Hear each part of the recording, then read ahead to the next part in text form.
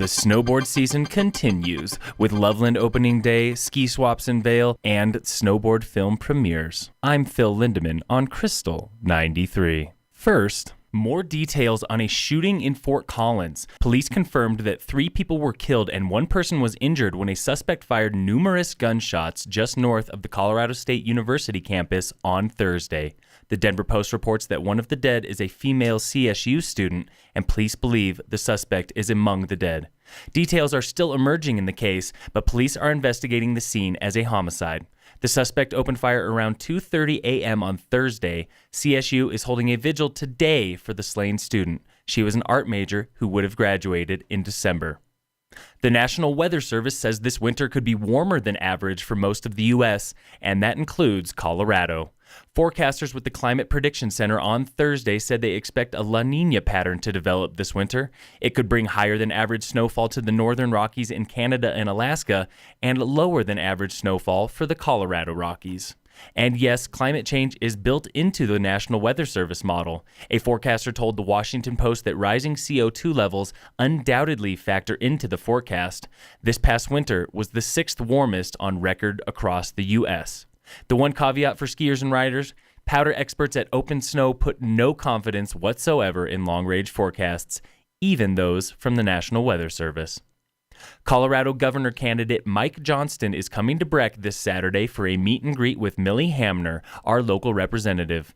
Join Mike and Millie at Cabin Coffee on Main Street tomorrow at 11:30 a.m. They'll discuss topics like housing, healthcare, and growth in a laid-back coffee talk setting. Kids are welcome.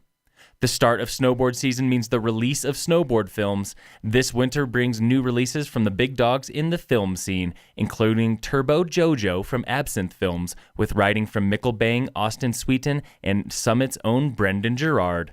Videograss releases Half Off, a video that's heavy on urban and features Colin Wilson and Riley Nickerson. And then there's the old school powder riding and booter hitting of the Balance movie. That one has legends like DCP, Tyrie Hawkinson, Benji Ritchie, and Devin Walsh. It also comes with surf and skate segments. Most of these films premiered locally at last weekend's Snowboard the Block Festival in downtown Denver, but you can find them all available for download or DVD online at iTunes and Amazon. The start of the snowboard season also means ski swaps, and one of the biggest of the season comes to Vail this weekend. The annual Vail Ski Swap gets started today and runs all weekend at Dobson Ice Arena outside of Lions Head Village. Price to enter today is $5 to $15 beginning at 5 o'clock, but the swap is free the rest of the weekend. You'll find tons of used gear along with plenty of new gear from past seasons, all for a deep discount. A portion of proceeds benefits Ski and Snowboard Club Vail. In sports, the Dodgers destroyed the Cubs last night, 11-1 at Wrigley in a Game 5 of NL Championship Series. That sends LA to the World Series for the first time since 1988. The Yankees play the Astros tonight in Game 6 of the AL Series. New York leads 3-2. First pitch is 6 p.m. on FS1. And in local sports, brought to you by Dillon Ridge Liquors, the Lady Tigers volleyball team traveled to Steamboat Springs yesterday and lost in 3 sets. And of course, tonight is the Big Bash, the homecoming football game, when the Tigers face Glenwood Springs in Frisco. Kickoff is 7 p.m.